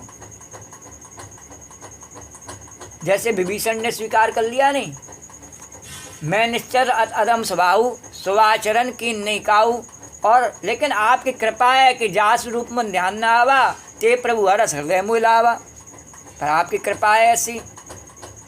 तो कलमशग्रस्त इंद्रियों के कारण हम उनके स्वरूप को नहीं देख पाते। अतएव निर्विशेषवादी भगवान को नहीं समझ पाते क्योंकि वे भौतिक दृष्टि से प्रभावित होते हैं। इसलिए जो नास्तिक हैं नहीं, या निराकार को मानने वाले शून्य को, वो कहते हैं कि ऐसे भगवान होता ही नहीं है, क्योंकि उनकी अपनी इंद्रियों का कलमश नहीं दिखाई देता, अपनी इंद्रियों का दोष नहीं दिखाई देता। जिसकी आँख में अपने में दोष है नहीं, उसको अपनी आँख का दोष नहीं दिखाई देता। वो क्या कहता है कि अरे सूर्य भगवान नहीं दिखाई दे रहे, रोशनी है ही नहीं, कहीं अंधेरे, अंधा हो तो वो क्या अंधेरे में दे रहा है। तो अपने इंद्रिय का दोष से देखें, आँख पर लाल चश्मा चढ़ा लो तो सब लाल लाल है, हरा चढ़ा लो सब हरा हरा है, नहीं वो वैसा। तो अपने इंद्रिय का दोष उससे दिखाई नहीं देता है।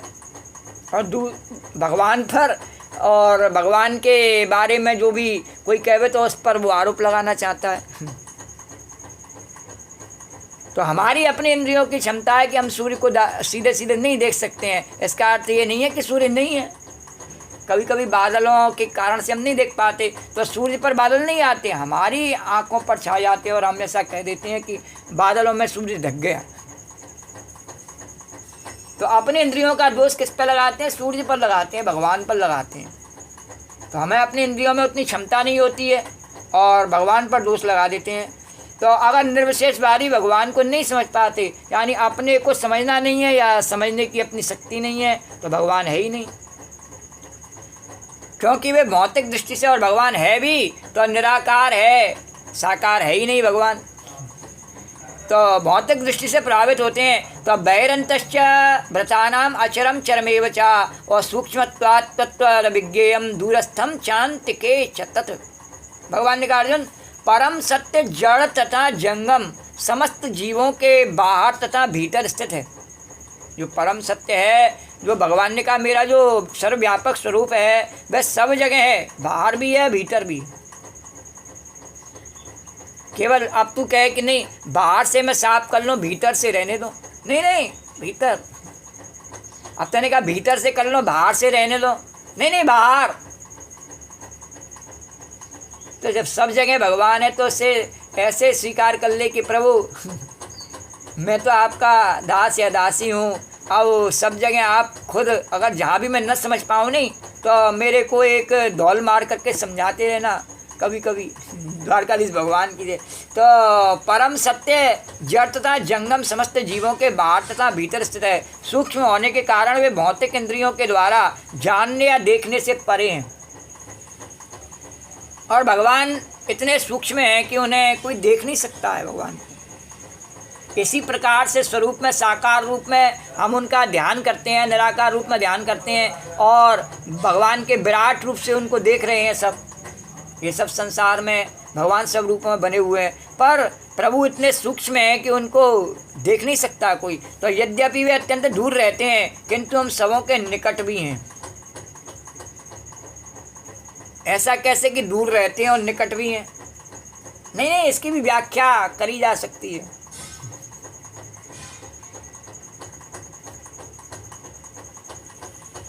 जो बिजली घर है वो कितनी दूर है? बहुत दूर है, और बिजली तो यहाँ भी है। तो इस प्रकार से भगवान तो बहुत दूर भी हैं और यहाँ भी हैं।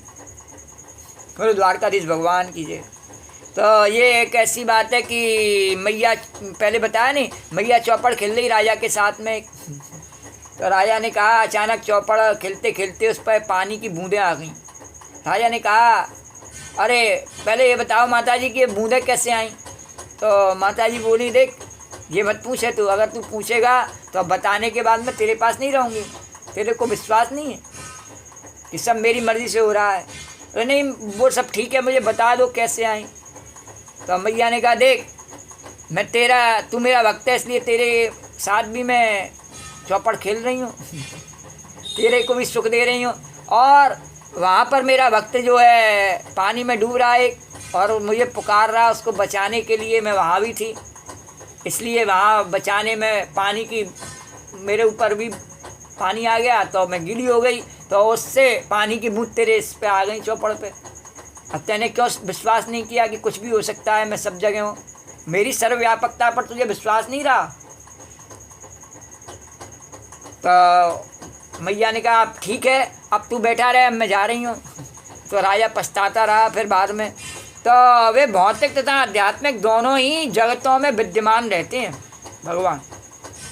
यानी कोई ये नहीं कह सकता है संसार तो बेकार है, तो अब बेकार किस लिए है कि अपने भोगने के लिए, अपने भोग स्वार्थ दृष्टि के लिए बेकार है। लेकिन ये इसमें सुंदरता नहीं है, ये भगवान ने नहीं बनाया, ऐसा नहीं, ये भगवान का ही स्वरूप है। तो बाहर भी भगवान का ही स्वरूप है। कभी कभी बढ़िया वातावरण में जाकर कैसे नारद जी गए हिमालय की तलहटी में, तो झट्ट उनका ध्यान लग गया भगवान में, तो बाहर के वातावरण से प्रभाव पड़ता है। तो ये भगवान ने तो सब संसार बहुत सुंदर बनाया, हमने इसे बिगाड़ दिया। इसकी सुंदरता भगवान ने किससे की? वृक्षों से, नदियों से, तालाबों से भगवान ने इसकी सुंदरता की, धरती माता की। बड़ी बड़ी फल और फूलों से लदे हुए वृक्ष और खूब जल से भरी हुई नदियाँ भगवान ने बनाई मनुष्य के लिए। लेकिन अब खुद सोच ले मनुष्य उसने क्या किया है।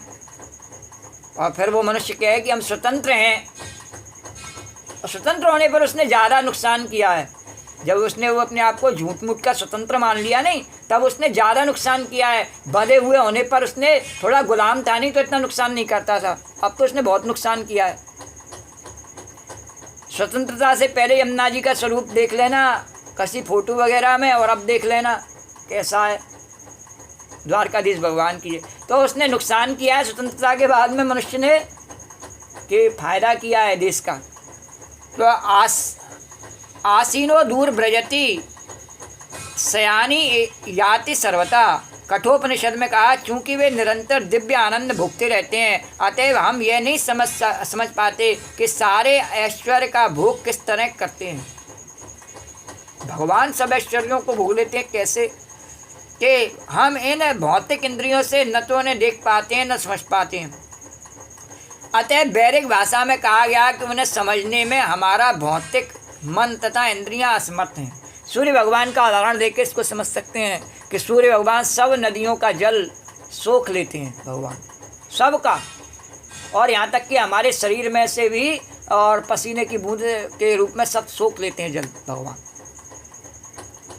और फिर सबके लिए वर्षा भी देते हैं। द्वारकाधीश भगवान की जय। तो भगवान के अंदर सब ऐश्वर्यों के वो स्वामी हैं, किंतु जिसने भक्ति में कृष्ण भावना अमृत का अभ्यास करते हुए अपने मन तथा इंद्रियों को शुद्ध कर लिया है, वह उन्हें निरंतर देख सकता है। देखने के लिए भगवान ने विभूति योग में बताया नहीं, सूर्य किसका रूप है, मेरा रूप है, चंद्रमा किसका रूप है, मेरा रूप है। तो भगवान को, कृष्ण को देखने के लिए कोई अलग से साधन की आवश्यकता नहीं है। भगवान ने इतनी बड़ी बड़ी मूर्तियाँ अपनी बता दी, और फिर भी हम पता नहीं कहाँ कहाँ भटकते फिरते हैं। तो ब्रह्म संहिता में इसकी पुष्टि हुई है कि परमेश्वर के जिस भक्त में प्रेम उत्पन्न हो चुका है, वह निरंतर उनका दर्शन कर सकता है। और भगवद गीता में इसकी पुष्टि हुई कि उन्हें केवल भक्ति द्वारा देखा जा सकता है, भक्त्या त्वनान्या शक्त्या। अविभक्तम च भूतेषु विभक्तम एव च स्थितम भूतभर्तु च तज्ञेयम घृष्णु प्रविष्णु च। भगवान ने कहा अर्जुन, यद्यपि परमात्मा समस्त जीवों के मध्य विभाजित प्रतीत होता है, ऐसा लगता है कि इस सब में बटा हुआ है भगवान, इसमें भी है इसमें भी है, तो ऐसा बांट के रखा होगा भगवान ने अपना, लेकिन वह कभी भी विभाजित नहीं है। अभी बिजली का उदाहरण दिया नहीं, विभाजित नहीं है। जो करंट बिजली घर की बिजली में है वो यहाँ भी है, वो द्वारका, वो विभाजित नहीं है, उतना ही है। उससे भी मर जाता है, इससे भी मर जाता है, द्वारका उससे भी बल्ब जल जाता है, उससे भी जल जाता है। तो वह एक रूप में स्थित है, उसके किसी रूप को कोई एक अंश नहीं कह सकता, छोटा रूप नहीं कह सकता। तो यद्यपि वह प्रत्येक जीव का पालन करता है, लेकिन यह समझना चाहिए कि वह सबों का संहार करता है और सबों को जन्म देता है। पालन करता तो है ही है वह, लेकिन वह संहार करता भी वही भगवान है। कोई कहे कि वो तो उससे भगवान अलग हैं, वही ब्रह्मा वही भगवान है, अलग नहीं है भगवान। तो तात्पर्य भगवान सबों के हृदय में परमात्मा रूप में स्थित है। तो क्या इसका अर्थ यह हुआ कि वे बटे हुए हैं? बटा हुआ नहीं भगवान, नहीं, वास्तव में वे एक ही हैं। एक में से एक का वो करो, भाग दो तो कितनी बार जाता है? बांटने के लिए, हम विभाजित करने के लिए क्या करते हैं? भाग देते हैं। एक में एक का भाग दो कितनी बार जाएगा? एक एक कम एक ही आया उत्तर, कम कहाँ हुआ? एक में एक विभाजित किया, भाग दिया, एक का 1/1 किया, तो एक ही आवेगा उत्तर, न ज़्यादा आवेगा न कम आवेगा। एक में से एक विभाजित नहीं होता है, तो बात दो में से और एक विभाजित हो सकता है। एक का 2 में भाग दो तो 2 बार जावेगा, 2 का 4 में दो तो 2 बार जावेगा, 4 का 40 में दो 10 बार जावेगा। तो ऐसे वो विभाजित हो सकता है, पर एक का 1 में भाग देने पर कोई विभाजित नहीं होता है, एक ही रहता है। वो गलत है नहीं, वो भगवान की बनाई हुई है, इसलिए भगवान ने उसमें जो एक पहला अंक है नहीं भगवान का, शून्य और फिर एक, तो सब शून्य है और सब एक है। एक और शून्य का ही खेल है। भगवान की प्रकृति है वो शून्य है, और शून्य उसको शून्य के प्रतीक से समझा जाता है। और भगवान का स्वयं का अपन ब्रह्म का प्रतीक एक है, एक वो ब्रह्म, वह एक है। तो शून्य से तो बहुत सारी सृष्टि हो जाती है, अनेकों प्रकार की है प्रकृति, है नहीं? तो उसके स्वरूप बदलते रहते हैं, जितनी शून्य लग जाती है उतनी उसकी कीमत बदलती चली जाती है शून्य कम होने से। पर एक जो है नहीं, उसके न होने से उस शून्य की कोई कीमत नहीं है। जैसे शरीर में ये सब 24 तत्व बताए, और फिर एक वो 25 में नहीं है, तो इन 24 की कोई कीमत नहीं है।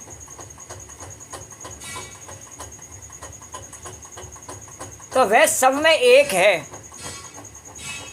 यहाँ पर सूर्य का उदाहरण दिया जाता है। सूर्य मध्याह्न समय में अपने स्थान पर रहता है, लेकिन यदि कोई चारों ओर 5000 मील की दूरी पर घूमे और पूछे कि सूर्य कहाँ है, तो सभी लोग यही कहेंगे कि वह उसके सिर पर चमक रहा है। हाँ, दोपहर के समय सब चाहे किसी भी स्थान पर चला जाए यहाँ से, और 5000 किलोमीटर दूर भी जाए करके देखे तो सूर्य कहाँ है, तो सर पर चमक रहा है। द्वारकाधीश भगवान की। तो वैदिक साहित्य में वह उदाहरण यह दिखाने के लिए दिया जाता है कि यद्यपि भगवान अविभाजित हैं, उन्हें विभाजित नहीं किया जा सकता, भाग नहीं दिया जा सकता, लेकिन इस प्रकार स्थित हैं मानो विभाजित हों, लेकिन हैं उनकी माया के कारण से ऐसा लगता है जैसे विभाजित हैं, सब में अलग अलग हैं भगवान। नहीं, वही एक ही भगवान सब में है। यही नहीं, वैदिक साहित्य में यह भी कहा गया कि अपनी सर्वशक्तिमता के द्वारा एक विष्णु सर्वत्र विद्यमान है। तो जिस तरह अनेक पुरुषों को एक ही सूर्य की प्रतीति अनेक स्थानों में होती है, यद्यपि परमेश्वर प्रत्येक जीव के पालन करता है, किंतु प्रलय के समय सबों का भक्षण कर जाते हैं। इसकी पुष्टि 11वें अध्याय में हो चुकी है। तो जहाँ भगवान कहते हैं कि वे कुरुक्षेत्र में एकत्र सारे योद्धाओं का भक्षण करने के लिए आए हैं, भगवान ने स्वयं कह दिया, तीनों रूप दिखा दिए भगवान ने। तो उन्होंने ये भी कहा कि वे काल के रूप में सबका भक्षण करते हैं, वे सबके प्रलयकारी और संहार करता है। जब सृष्टि की जाती है तो वे सबों की मूल स्थिति में विकसित करते हैं, मूल स्थिति से विकसित करते हैं, और प्रलय के समय सबको निगल जाते हैं। और वैदिक स्तोत्र पुष्टि करते हैं कि वे समस्त जीवों के मूल तथा आश्रय स्थल हैं।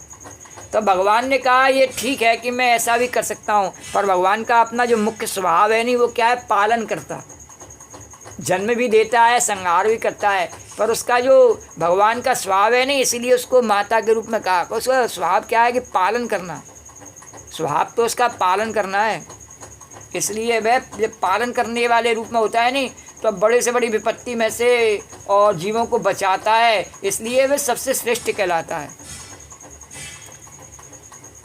तो वे सबों को मूल स्थिति में विकसित करते हैं, प्रलय के समय सबको निगल जाते हैं। वैदिक स्तोत्र पुष्टि करते हैं कि वे समस्त जीवों के मूल तथा सबके आश्रय स्थल हैं।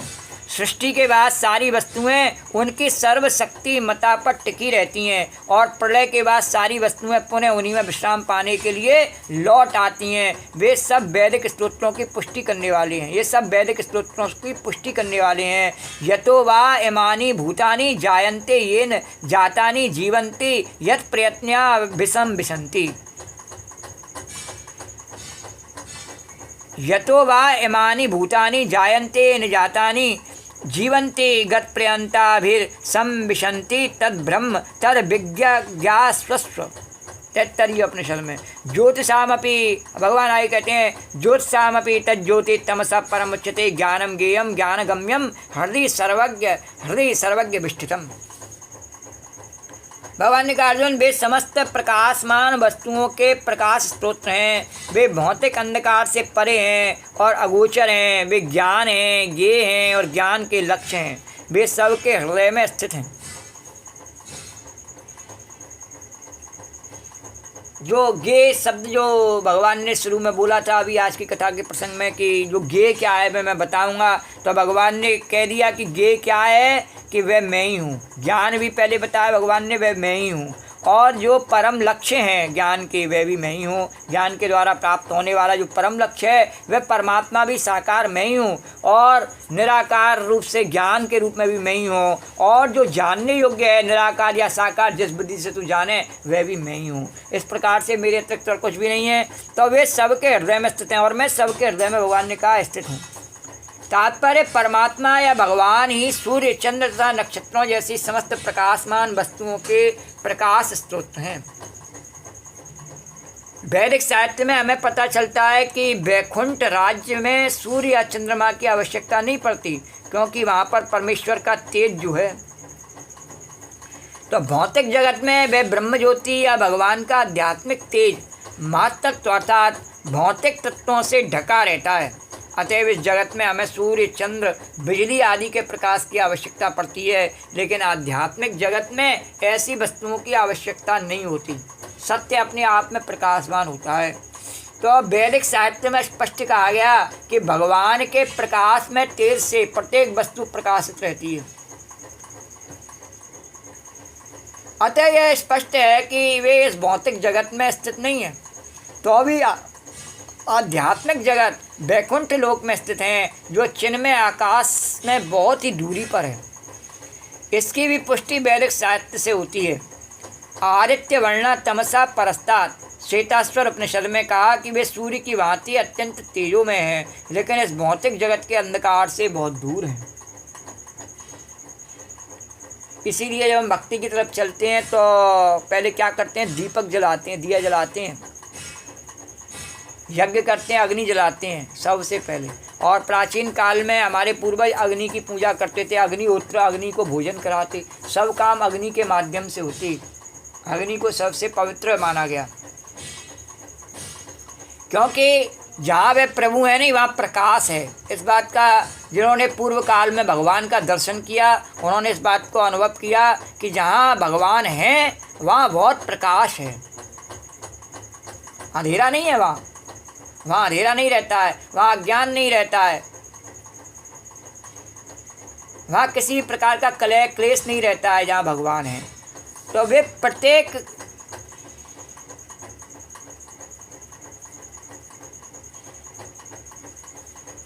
वे सूर्य की भांति अत्यंत तेजो में हैं, लेकिन इस भौतिक जगत के अंधकार से बहुत दूर हैं। उनका ज्ञान दिव्य है। वैदिक साहित्य पुष्टि करता है कि ब्रह्म घनीभूत दिव्य ज्ञान है। जो वैकुंठ लोक जाने का इच्छुक है उसे परमेश्वर द्वारा ज्ञान प्रदान किया जाता है। तो प्रत्येक हृदय में स्थित है, जो प्रत्येक हृदय में स्थित है। एक वैदिक मंत्र है, भगवान प्रत्येक हृदय में स्थित हैं और अपने पास बुलाने के लिए उससे स्वयं ही ज्ञान दे रहे हैं किसी न किसी माध्यम से। तो एक वैदिक मंत्र है श्वेताश्वर उपनिषद में, तम हा देवम आत्मबुद्धिर प्रकाशम मुमुक्षुर्वे शरणामहम प्रपद्ये। मुक्ति के इच्छुक मनुष्य को चाहिए कि वह भगवान की शरण में जाए। और जहाँ तक चरम ज्ञान के लक्ष्य का संबंध है, वैदिक साहित्य से भी पुष्टि होती है। तमेव विदित्वाति मृत्युमेति, उन्हें जान लेने के बाद ही जन्म तथा मृत्यु की परिधि को लागा जा सकता है। जब भगवान की शरण में पहुंच जाती है जीवात्मा तो फिर इस शरीर का संबंध उसका विच्छेद हो जाता है, फिर कोई शरीर नहीं रहता उसका। फिर वह भगवान के द्वारा प्रदान किए उस दिव्य गोपी स्वरूप में ही रहता है, तो मृत्यु की परिधि को लांघ सकता है।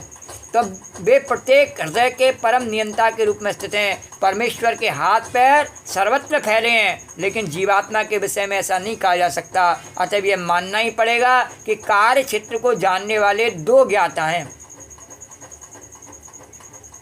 अर्जुन ने ये पूछा और ज्ञाता भी पूछा, तो भगवान ने कहा दो हैं ज्ञाता, एक नहीं है।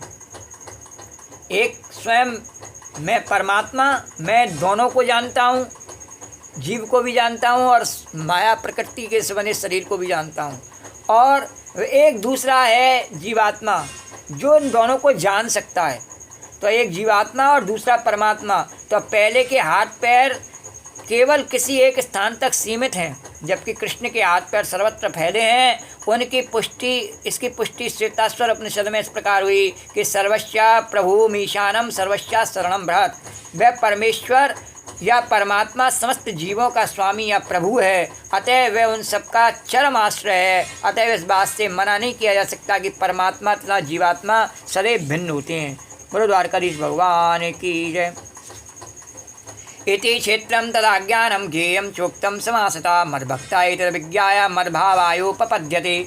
भगवान ने कहा अर्जुन, इस प्रकार मैंने कर्म क्षेत्र शरीर यानी ये जो सबसे पहले बताया शरीर तथा ज्ञेय का संक्षेप में वर्णन किया। और ज्ञेय इसको जानने वाला भी दो हैं, मैंने बता दिए।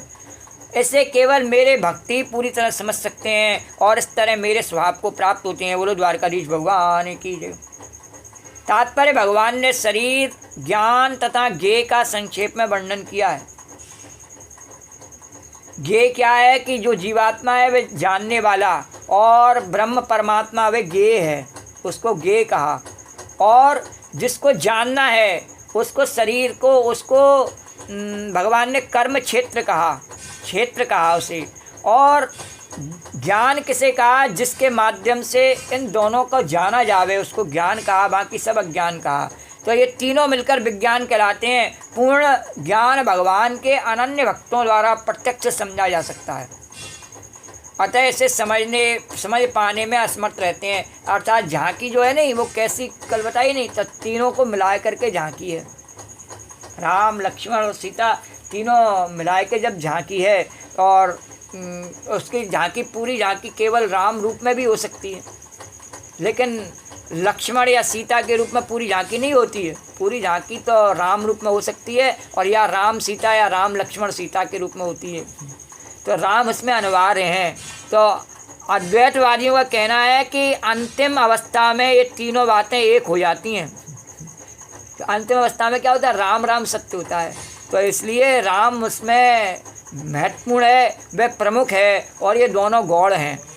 दोनों रूप भगवान के अस्थायी हैं, बदलने वाले हैं, और भगवान स्वयं में न बदलने वाले हैं। लेकिन भक्त से नहीं मानते कि अंतिम अवस्था में तीनों बातें एक हो जाती हैं, लेकिन भक्त से नहीं मानते। ज्ञान तथा ज्ञान के विकास का अर्थ है, तो भक्त से क्यों नहीं मानते हैं? कि भक्त इसलिए नहीं मानते हैं कि भक्त कहते हैं कि नहीं, मैं दास के रूप में हमेशा भगवान से बिलग ही रहूं।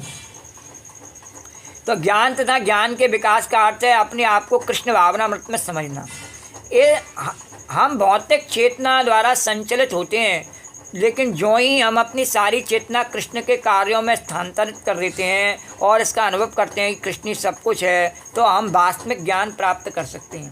हमें हमेशा भौतिक ज्ञान के प्रति आकर्षण रहता है और उसी को प्राप्त करने में और हम लगे रहते हैं, पर जब हमें कृष्ण का ज्ञान हो जाता है तो उसका आकर्षण फीका पड़ जाता है। तो दूसरे शब्दों में ज्ञान तो भक्ति को पूर्णता को समझने के लिए प्रारंभिक अवस्था है। शुरुआत में तो 15वें अध्याय में इसकी विशद व्याख्या की गई है। अब हम सारांश के रूप में कह सकते हैं कि श्लोक 6 तथा 7 में महाभूतानी से लेकर चेतना धृति तक भौतिक तत्वों तथा जीवन के लक्षणों की कुछ अभिव्यक्तियों का विश्लेषण हुआ। ये सब मिलकर शरीर अथवा कार्य क्षेत्र का निर्माण करते हैं। ये 24 प्रकार की प्रकृति का वर्णन करके बताया। तथा श्लोक 8 से लेकर 12 तक अमानित्व से लेकर तत्व ज्ञानार्थ दर्शन तक कार्य क्षेत्र के दोनों प्रकार के ज्ञाताओं अर्थात आत्मा तथा परमात्मा के ज्ञान की विधि का वर्णन हुआ। जो 19 प्रकार के सद्गुण बताए इन श्लोकों में, उनके माध्यम से उन सद्गुणों को विकसित करके हम वह जान सकते हैं कि शरीर क्या है और परमात्मा क्या है, जानने की विधि का। और जो ज्ञेय बताया वह परमात्मा को ज्ञेय बताया। तो श्लोक 13 से 18 में अनादि मत पर से लेकर इति सर्वस्व विष्टतम तक जीवात्मा तथा परमात्मा का वर्णन हुआ कि जो ज्ञेय है वह जीवात्मा भी है और परमात्मा भी है, दोनों ही जान सकते हैं। तो परमात्मा तो जानता ही है और जीव भी प्रयत्न करके जान सकता है, तो वह भी ज्ञेय है। इस प्रकार 3 बातों का वर्णन हुआ, कार्य क्षेत्र, शरीर, जानने की विधि तथा अभ्यास एवं परमात्मा तथा आत्मा एवं परमात्मा। तीनों के बारे में ही इस अध्याय में बताया गया, प्रकृति, पुरुष और जीवात्मा। तो जानने की विधि तथा आत्मा एवं परमात्मा, यहाँ इसका विशेष उल्लेख हुआ कि भगवान के अनन्य भक्त ही इन तीनों बातों को ठीक से समझ सकते हैं। और जब भक्ति की बात हो तो पहले ही बता दिया, राम लक्ष्मण जानकी और जय बोलो हनुमान की। तो अतएव ऐसे भक्तों के लिए भगवत गीता अत्यंत लाभप्रद है। वे ही परम लक्ष्य अर्थात परमेश्वर कृष्ण के समस्त स्वभाव को प्राप्त कर सकते हैं। दूसरे शब्दों में केवल भक्ति भगवत गीता को समझ सकते हैं और वांछित फल प्राप्त कर सकते हैं, अन्य लोग नहीं। बोलो भगवत गीता की जय। जय जय श्री राधे। आज की कथा को यहीं विश्राम देते हैं, इससे आगे कथा कल करेंगे। श्री राधे गोविंद, श्री राधे गोविंद, भज मन श्री राधे। श्री राधे गोविंद, भज मन श्री राधे। श्री राधे गोविंद, भज मन श्री राधे। श्री राधे जय जय राधे, जय राधे जय श्री राधे। श्री राधे गोविंद, भज मन श्री राधे। श्री राधे गोविंद, भज मन श्री राधे। या देवी सर्वभूतेषु कथारूपेण संस्था नमस्तस्यै नमस्तस्यै नमस्तस्यै नमो नमः। या देवी सर्वभूतेषु मातृरूपेण संस्था नमस्तस्यै नमस्तस्यै नमस्तस्यै नमो नमः।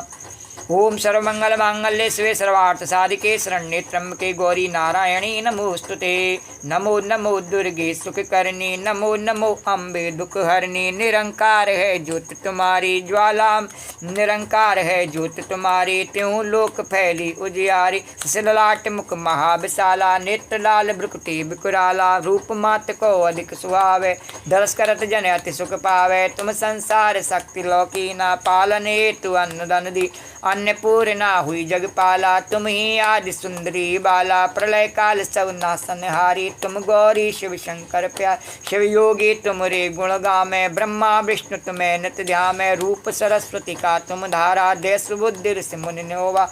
धरो रूप नर सिंह को अम्बा, परगट भई फाड़ कर खम्बा। रक्षा कर प्रहलाद बचायो, हिरणाकुश को स्वर्ग पठा। लक्ष्मी रूप धरो जगमाई, श्री नारायण अंग समाई। चीर सिंधु में करत बिलासा, दया सिंधु दीजय मन। हिंगलाज में तुम्ही भवानी, में मातव नहीं जाए बखानी। मातंगी धूमावती माता, भुवनेश्वरी बगला सुखदा। श्री भैरव तारा जगतारिणी, छिन्न भाल है दुख निवारणी। के हरिवाहन सो भवानी, लागुर वीर चलत अगवा। कर में खप्पर खड़ग विराजय, जाको देख काल डर भाजय। सोए अस्त्र और त्रिशूला, जाते उठत शत्रु यसू। नगर कोट में तुम्ही विराजत, तिहूँ लोक में डंका वायु। जगजनी माँ विद्या मैया की जय। शुंभ निशुंभ दानव तुम मारे, रक्त बीज संखन संहारे। महिषासुर दैत्य अभिमानी, जय अगवार मही अकुला। रूप कराल काल को धारा, सैन सहित तुम ते संहारा। परिगाढ़ संतन पर जब जब बही सहाय मात तुम तब। अमरपुरी और बासव लोका, तब मैं माँ सब रहे अशोका। ज्वाला में है ज्योत तुम्हारी, तुम्हें सदा पूजे नर। प्रेम भगत से जो जस गावे, दुख दारिद्र निकट नहीं आवे। ध्यावे तुम्हें जो नर मन लाई, जन्म मरण ते सो छुट जाई। जोगी सुर मन कहत पुकारी, योग न होय बिन शक्ति तुम्हारी। शंकर आचार्य जित कीनो, काम क्रोध जीत सब लीनो। निस्दिन ध्यान धरो शंकर को, काऊ काल नहीं सुमरो तुमको। शक्ति रूप को मरम न पायो, शक्ति गई तब मन पछतायो। शरणागत हो कीर्त वखानी, जय जय जय जगदम्ब भवानी। जय जय जय जगदम्ब भवानी, जय जय जय जगदम्ब भवानी। भई प्रसन्न आदि जगदम्बा, दई शक्ति नहीं कीन बलम्बा। मुको मात कष्ट अति घुरो, तुम बिन कौन हरे दुख मेरो। आशा तृष्णा निपट सतावे, रिप मूरख मोह अति डर पावे। शत्रुनाश की जय महारानी, सुमरो एक चित तुम्हें भवानी। करो कृपाए मात दयाला, रिद्ध सिद्ध दय करो निया। जन्म जन्म में तव फल पाऊँ, तुमरो जस में सदा सुनाऊँ। दुर्गा चालीसा जो गावे, सब सुख भोग परम पद। देवी दास शरण निज जानी, करो कृपा जगदम्ब भवानी। करो कृपा जगदम्ब भवानी, करो कृपा जगदम्ब। वो जय जननी निपुणा पार्वती मैया की जय। या देवी सर्वभूतेषु कथा रूपेण संस्था, नमस्तस्यै नमस्तस्यै नमस्तस्यै नमो नमः। या देवी सर्वभूतेषु मातृरूपेण संस्था, नमस्तस्यै नमस्तस्यै नमस्तस्यै नमो नमः। तो राम कहो बावरे, कृष्ण कहो कृष्ण कहो बावरे। राम कहो बावरे, कृष्ण कहो बावरे। राम कहो बावरे, कृष्ण कहो बावरे। राम कहो बावरे, कृष्ण कहो बावरे। राम कहो बावरे, कृष्ण कहो बावरे। राम कहो बावरे, कृष्ण कहो बावरे। राम कहो बावरे, कृष्ण कहो बावरे। राम कहो बावरे, कृष्ण कहो बावरे। राम कहो